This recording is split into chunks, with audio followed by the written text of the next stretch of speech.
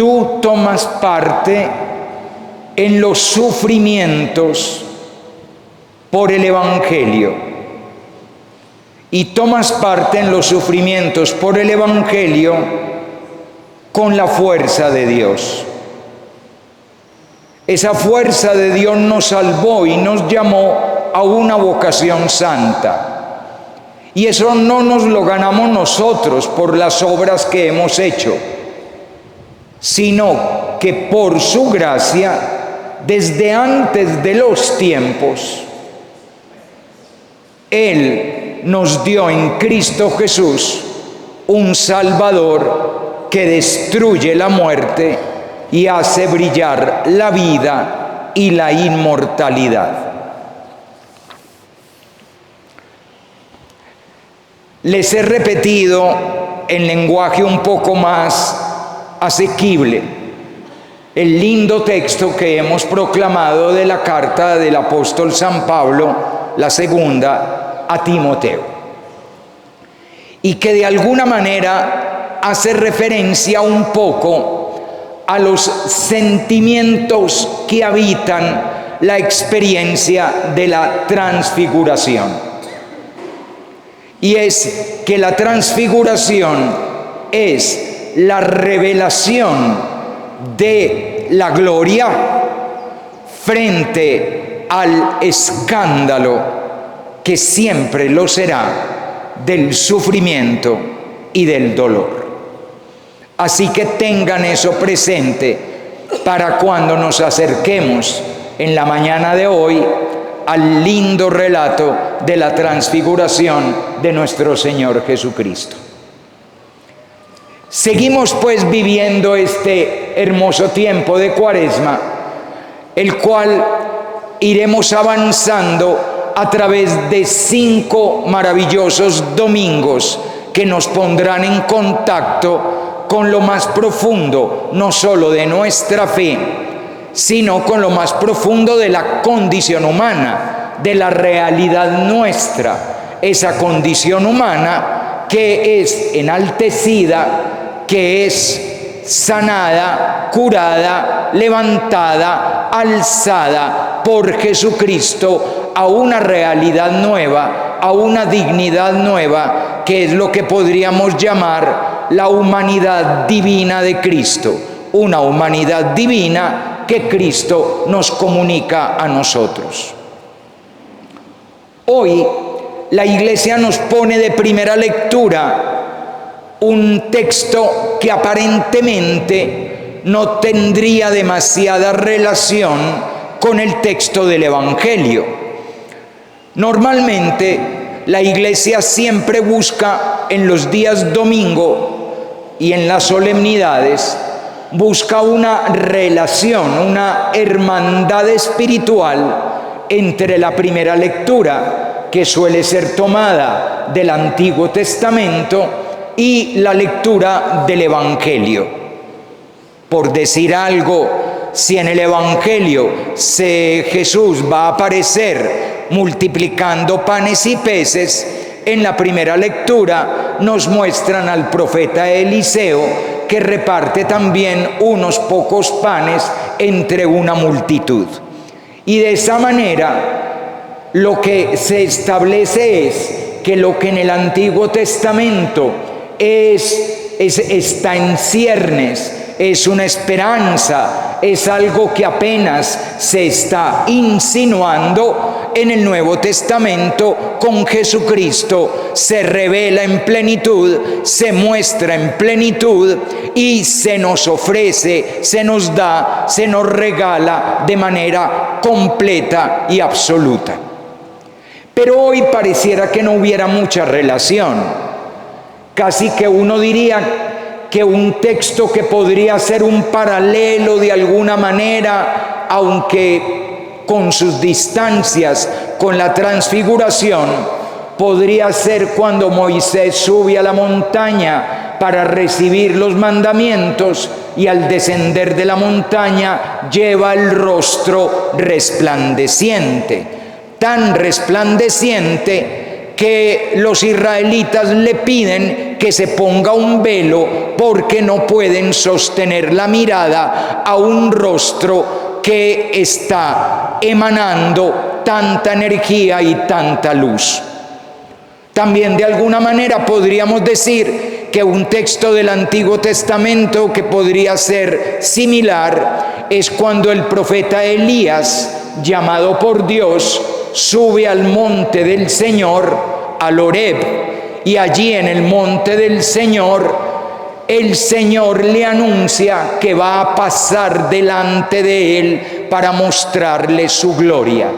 Primero viene un huracán, pero Dios no está en el huracán. Después viene un terremoto, pero Dios no está en el terremoto. Después viene un fuego, pero Dios no está en el fuego. Y por último viene una brisa tierna y suave, y Elías se cubre el rostro porque ahí es donde está el Señor. Sin embargo, hoy la iglesia nos pone la vocación de Abraham en el capítulo 12 del libro del Génesis.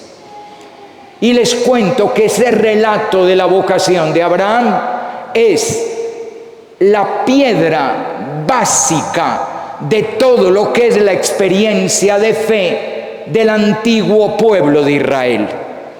Todo comienza con un Dios que toma la iniciativa. Tengan presente eso siempre. En la fe nuestra, no es el ser humano el que busca a Dios, sino que es Dios quien te busca a ti. De hecho, el ser humano montones de veces se desimporta de Dios, pero Dios jamás deja de importarse por ti. Esa es justamente la revelación del Dios que toma la iniciativa, del Dios que sale al encuentro, del Dios que llama, del Dios que elige, del Dios que guía y del Dios que regala algo que ni siquiera le has pedido. El relato es muy conmovedor, ese relato original de la fe del pueblo hebreo. Es muy conmovedor porque Dios va a buscar a un hombre cualquiera. No busca un rey, no busca un héroe, no busca una persona destacada, no busca un poderoso, no busca un rico, no busca un famoso. Busca a un hombre cualquiera, y a ese hombre cualquiera le da la típica instrucción de Dios. Y ahora verán por qué digo que es la típica instrucción de Dios. Sal de tu tierra, de la casa de tu padre, y vete a otra tierra, a una tierra que yo te mostraré. Es la típica llamada de Dios, porque Dios siempre te va a estar llamando a salir de tu zona de confort.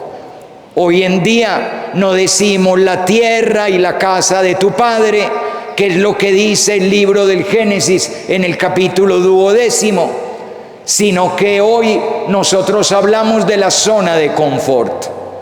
La zona de confort es ese lugar donde estás a gusto.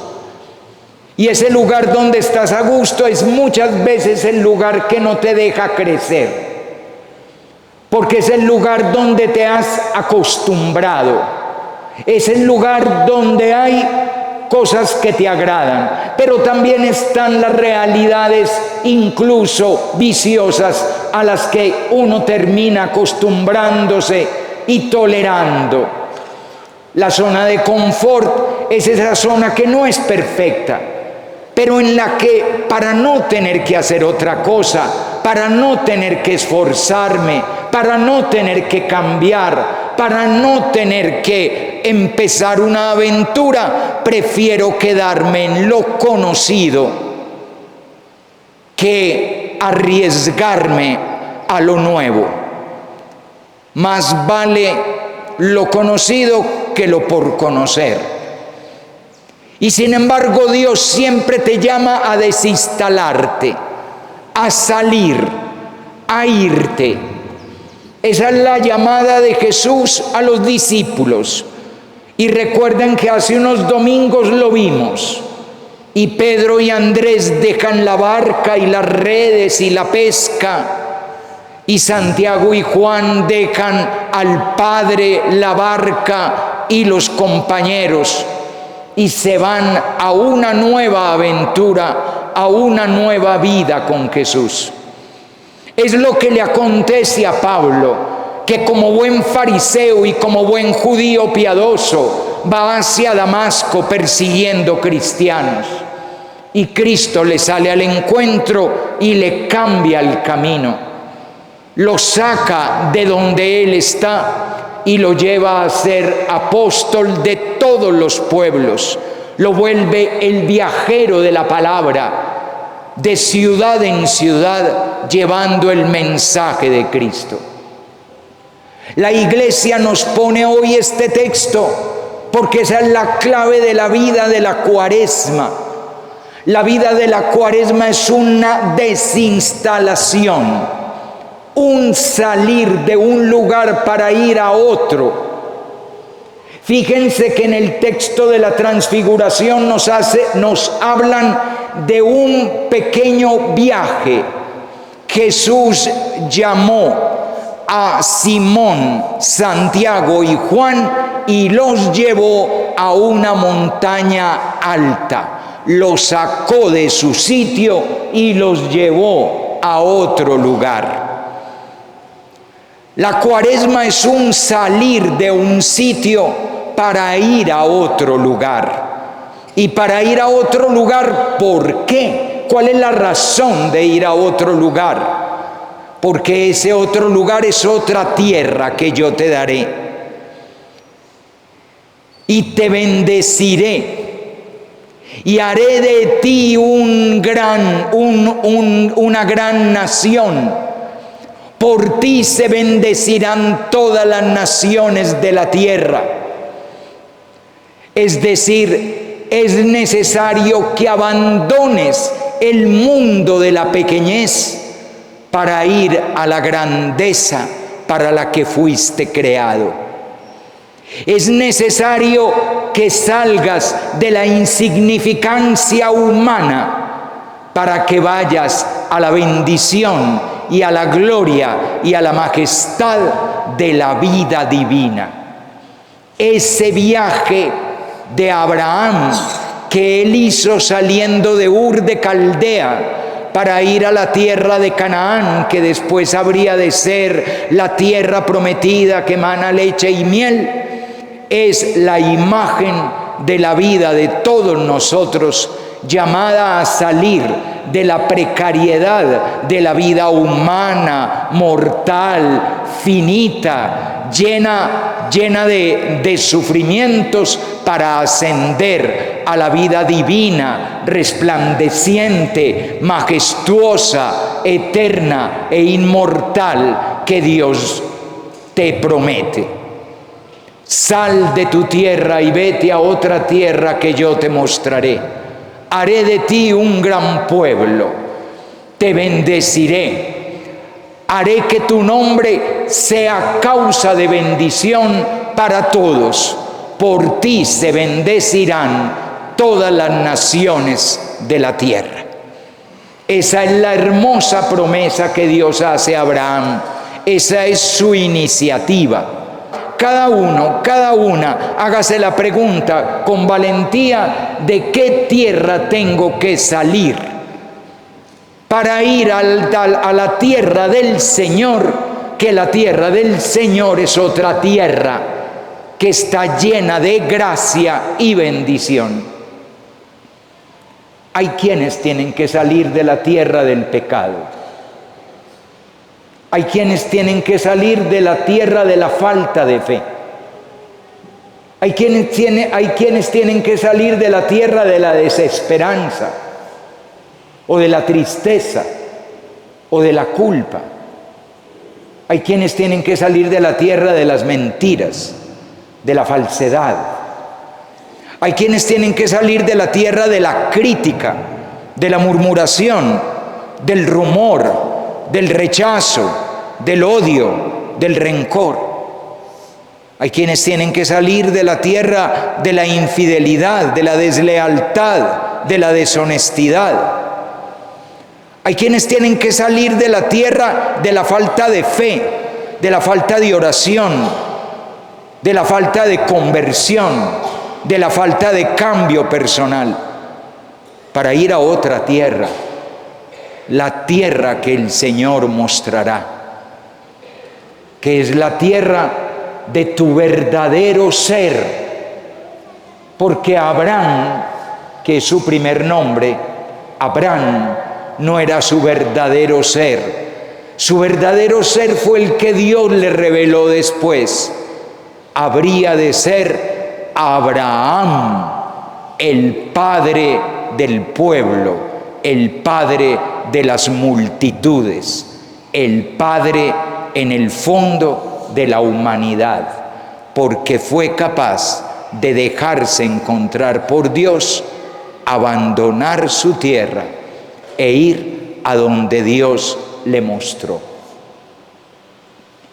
¿Y qué es lo que muestra Dios? Entonces, muchachos, algo fundamental que tenemos nosotros en la Cuaresma es que la mirada se centra en Jesús. Eso es lo que hay que ver cuando salimos de nuestra tierra para dirigirnos a otro lugar. Les cuento ahora un detallito que quizá algunos hayan notado, otros no. Son pequeños detalles. Si ustedes se fijan bien y miran el templo, no hay prácticamente adornos. No hay flores hermosas, como hay en otros momentos, unos grandes y hermosos floreros. No hay ningún otro tipo de ornamentación que podría haber en otros momentos. Hay una gran tela puesta, no sé, unas velas, hasta unos letreros. La música estaba como que les dio pereza tocar guitarra en el Señor ten piedad. ¿Saben por qué es eso? Porque la iglesia quiere que centres tu mirada solo en Cristo y nada más en Cristo. Y por eso todo lo que distraiga sobra. Hay que mirar a Cristo. Y el segundo domingo de Cuaresma se ve a Cristo tal y como es Cristo, glorioso. Ahí nos vamos para la transfiguración. Pero primero que todo les tengo que contar el contexto. A ver, muchachos, lo que pasa es que no se puede leer toda la unidad literaria porque sería un texto muy largo. Pero si ustedes van al capítulo 16 de Mateo, ustedes pueden ver toda la unidad literaria que allí está. La escena comienza con una pregunta que hace Jesús. ¿Quién dice la gente que soy yo? Para esa pregunta hay 3 respuestas. La primera respuesta es lo que dice la gente. Unos que Jeremías, otros que Elías, otros que Juan Bautista o uno de los profetas.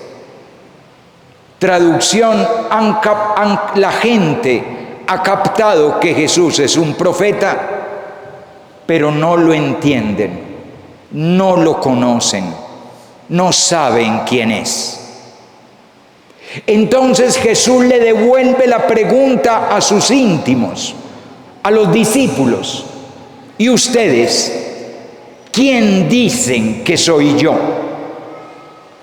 Y Simón Pedro toma la palabra y responde: tú eres el Mesías, el Hijo de Dios vivo?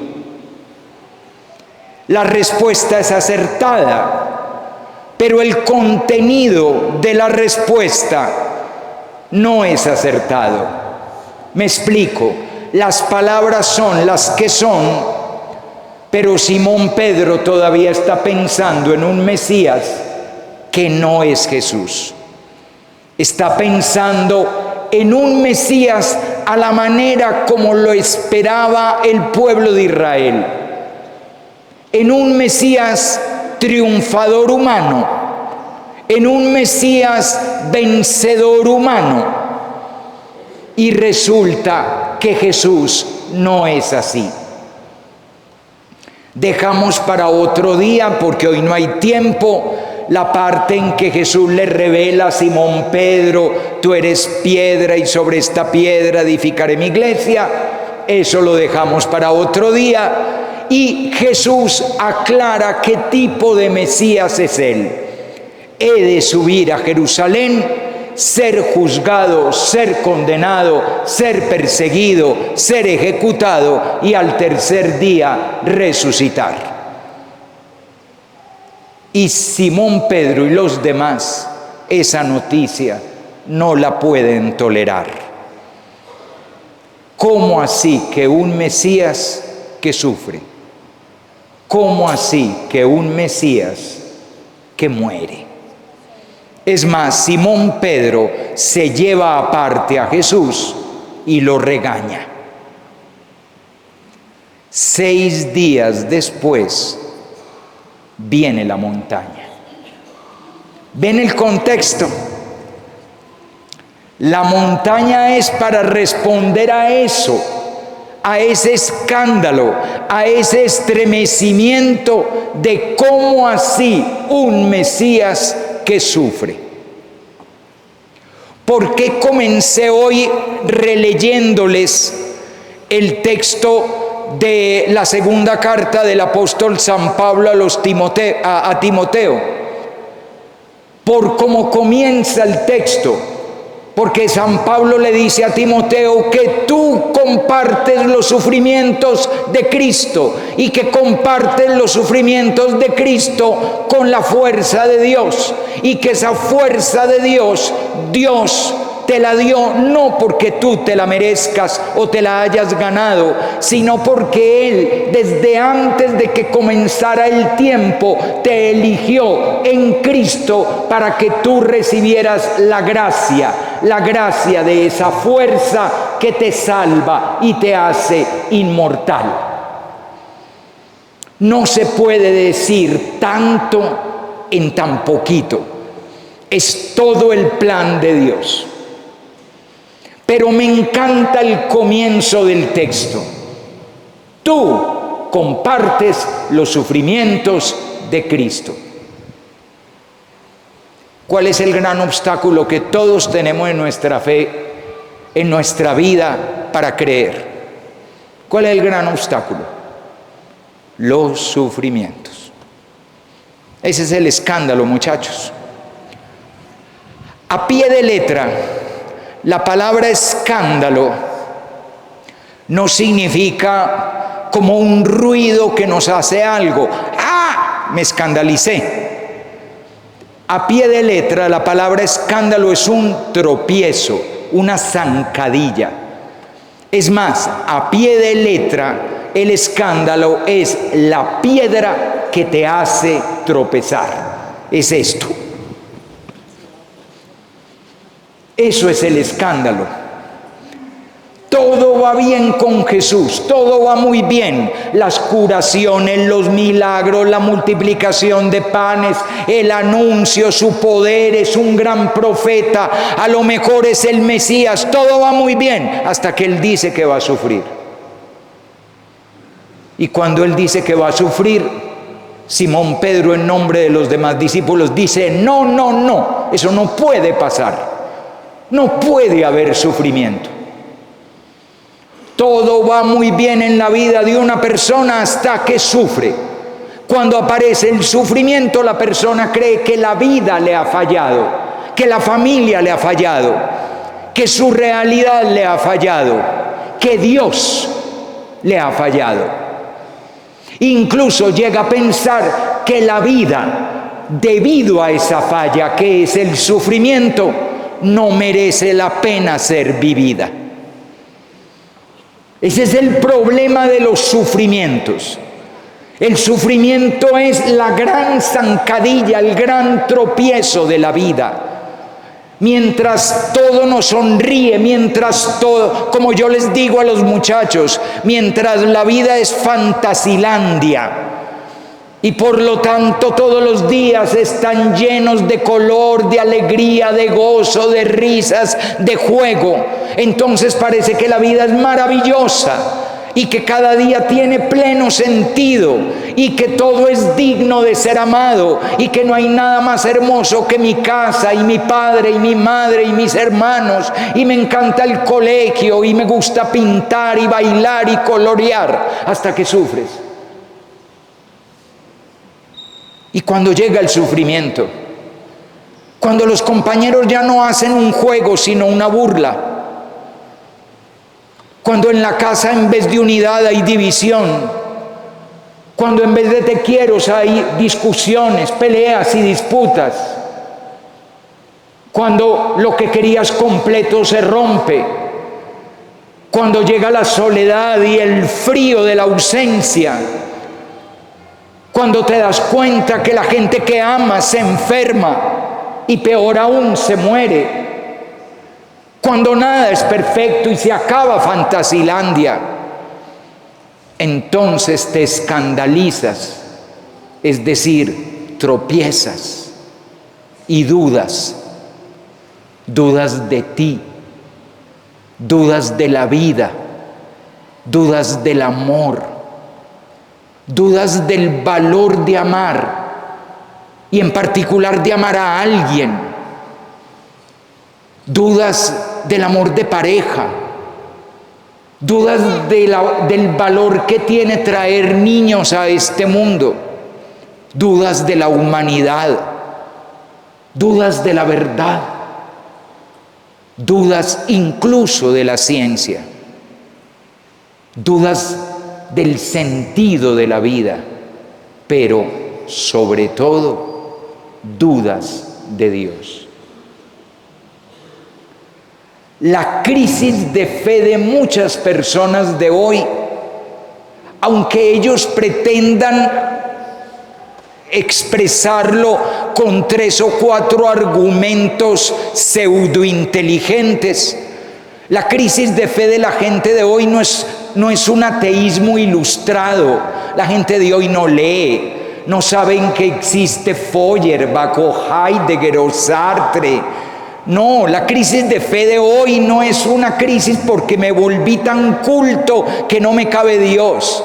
Vayan y mírenla, y verdad es una crisis de dolor, de sufrimiento. Me llegó el dolor a la vida y me siento estafado, defraudado por un Dios que se suponía que me iba a proteger de todo esto. No que Dios era bueno, no que Dios es poderoso, no que Dios todo lo que quiere lo hace, no que yo ocupo un lugar importante en el corazón de Dios. ¿Por qué me abandona? ¿Por qué no está conmigo? ¿Por qué me trae a una vida de sufrimiento? Y entonces, para remendar los corazones de los discípulos, Jesús los lleva a la alta montaña. El Evangelio dice que 6 días después, 6 días después, con el día que hay, que es el día en que Jesús pregunta, ¿quién dice la gente que soy yo? ¿Cuántos días les dieron? ¿Qué les recuerda 7 días? Una semana. ¿Qué recuerda una semana? La semana de la creación. El 6º día de la creación, ¿cuál es? La creación del hombre. ¿Cómo crea Dios al hombre? A su imagen y semejanza. ¿Qué vamos a ver en la montaña alta? La imagen pura del hombre a imagen y semejanza de Dios. Eso es lo que te está contando Mateo. ¿Quién se va a revelar ahí? la imagen del hombre divino, como Dios lo creó. El hombre sin ser destruido por el pecado. Cuando el hombre no es destruido por el pecado, resplandece como el sol y sus vestidos como la luz. Y justamente en esa circunstancia es cuando Simón Pedro dice: qué bien se está aquí. Yo los llevaría un momentico. Hagan un poquito de memoria de sus vidas y piensen en un momento del qué bien se está aquí de la vida de ustedes. Un momento, puede ser de cuando eran chiquitos, chiquitas, pero piensen en un momento de su vida en que ustedes quisieran regresar a ese momento y hacer ahí una tienda para quedarse en ese lugar, porque qué bien se está aquí. Me pasó varias veces en estos días escuchando a los niños en los retiros. Me pasó varias veces que el niño o la niña empezaba el diálogo con esta frase: yo he sufrido toda la vida. Yo le escuchaba la frase, claro está, con todo respeto. Y luego, que a mí me gusta como escribir ahí en un papelito, como para que el niño o la niña vea como en esquema su vida, yo le preguntaba: ¿cuántos años tienes? Todos, lo más de lindos tenían esta semana, todos tenían 14, hermosos, 14 añitos. Solo una niña tenía 15 y los cumplió allá en los retiros. Así que estaban todos niños de 14 años. Y entonces yo hacía esta pregunta: tú dices que toda tu vida has sufrido. ¿No tienes un recuerdo de cuando eras feliz? Y entonces nos vamos atrás y el niño o la niña decía: cuando tenía 5 años. Qué bien se está aquí. Hagamos una tienda. Piénsenlo bien, y todo ser humano tiene ese lugar. Un lugar del qué bien se está aquí, pero que uno no se puede quedar ahí, porque la vida tiene que continuar, y porque habrá que bajar de la montaña, y habrá que ir a otra montaña llamada Gólgota, y en esa montaña llamada Gólgota tendremos que contemplar, tendremos que ver, tendremos que mirar y tendremos que participar de un sufrimiento y de una muerte, porque nosotros compartimos los sufrimientos de Cristo y no nos podemos quedar en la tienda del qué bien se está aquí. Nadie se queda nunca jamás en esa tienda. Pero ¿con qué fuerza? ¿Con qué energía? ¿Con qué dinamismo interior podemos nosotros ascender a esa otra montaña, que es la montaña donde compartimos el dolor de Cristo? Con la fuerza y la energía del resplandor de Dios, como el sol, con los vestidos como la luz, con el cumplimiento de todo lo prometido en la ley, Moisés, y en los profetas, Elías, con toda la plenitud de la grandeza de Dios revelada en el hombre verdadero que es Cristo. Por eso es que el texto comienza con una señal, con un signo precioso de amor, de afecto y de protección. Antes de decirlo, ¿ustedes recuerdan algo, un texto en la Biblia que dice: el Espíritu Santo te cubrirá con su sombra? ¿Lo recuerdan? Es cuando el ángel le anuncia a María el nacimiento virginal de Jesucristo. Pues aquí pasa lo mismo. Llega una nube luminosa. La nube en toda la tradición bíblica es la presencia de Dios. Luminosa, porque es la presencia de Dios que es luz, y en Dios no hay tiniebla alguna, y los cubre con su sombra, para dar a luz al hombre nuevo, y los cubre con su sombra. Es un signo de amor, de protección, es el abrazo divino. Y ese abrazo divino va unido a la voz del Padre, que responde la pregunta original: ¿quién dice la gente que soy yo? ¿Quién soy yo? Este es mi Hijo, mi amado, mi predilecto. Esa es la respuesta a la pregunta. El que realmente lo conoce es el Padre. Este es mi Hijo, mi amado, mi predilecto. Ellos caen de bruces, espantados, porque es la presencia misma de Dios, y cuando abren los ojos, Jesús los toca. Es decir, les entrega su divinidad, los toca, y está Él solo. El lugar donde se experimenta la gloria de Dios es Cristo.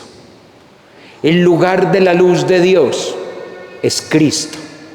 El lugar de la vida de Dios es Cristo. Déjate tocar por Él. Y cuando Él te toca, te revela quién eres tú. ¿Quién eres tú? Tú eres mi Hijo, mi amado, mi predilecto. No porque lo merezcas, sino porque antes de que existiera el tiempo, te elegí para salvarte y hacerte inmortal. Tú no lo ves porque tus ojos están opacos. Ya tendremos un domingo para ver ojos opacos. Pero si tuvieras ojos de Dios, te darías cuenta que cuando sales de tu tierra y vas a la tierra que Él te muestra, también tú resplandeces como el sol y tus vestiduras brillan como la luz, porque Cristo habita en ti. Él te tocó.